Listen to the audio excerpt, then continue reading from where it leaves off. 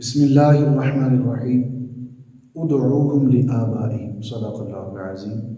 دنیا کائنات میں ہزاروں بادشاہ آئے، کسی بادشاہ کے بارے میں یہ نہیں آتا کہ اس نے اپنے غلاموں سے اتنی محبت فرمائی ہو جتنی محبت در مصطفیٰ سے غلاموں کو ملتی رہی۔ حضرت زید، ان کا تعلق قبیلہ بنو کلب سے ہے۔ یہ کسی غزوے میں گم ہو گئے، بکتے بکاتے سیدنا حضرت خدیجہ رضی اللہ تعالیٰ عنہ کے پاس آئے۔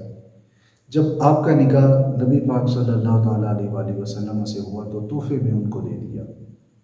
وقت کے ساتھ زید کے والد کو پتہ چلا کہ ہمارا بیٹا مکہ میں موجود ہے۔ اس نے گھر سے سفر باندھا، آ کے عرض کی، پتہ چلا ہے کہ میرا بیٹا آپ کے پاس موجود ہے، اگر آپ چاہیں تو میں بدلے میں فدیہ دینے کے لیے بھی تیار ہوں۔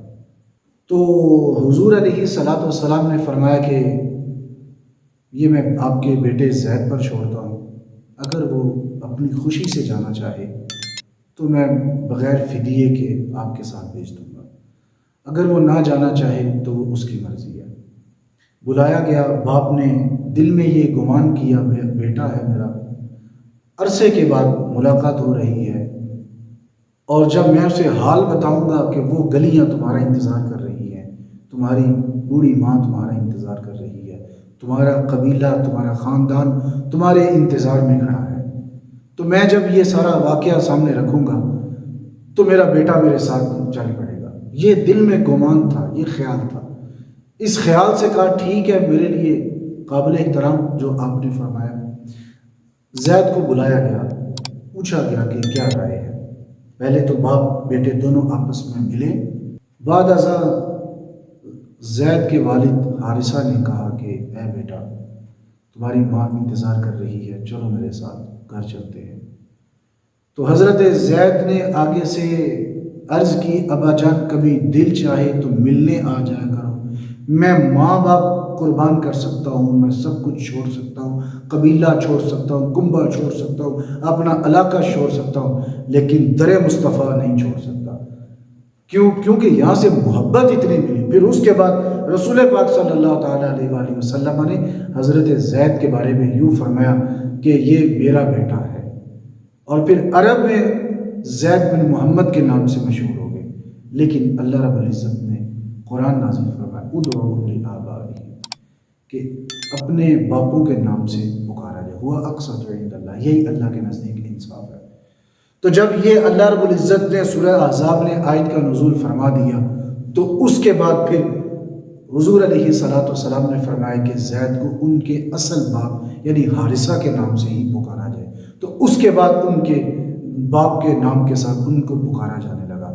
اب یہاں پر جو چیز دیکھنے والی ہے، جو چیز یہاں پر سننے والی ہے کہ رسول پاک صلی اللہ تعالیٰ علیہ وآلہ وسلم کا در ایسا در ہے کہ جہاں سے جھڑک نہیں ہے، جہاں سے پیار ہی پیار ہے، غلاموں کو محبت ہی ملتی رہی۔ پتہ ہے کتنی محبت ملتی رہی، میں آپ کے سامنے رکھتا ہوں کہ جب حضرت زید آپ جب بڑے ہوئے نا تو اللہ کے نبی نے ان کی شادی اپنی باندھی ام ایمن سے کروا دی۔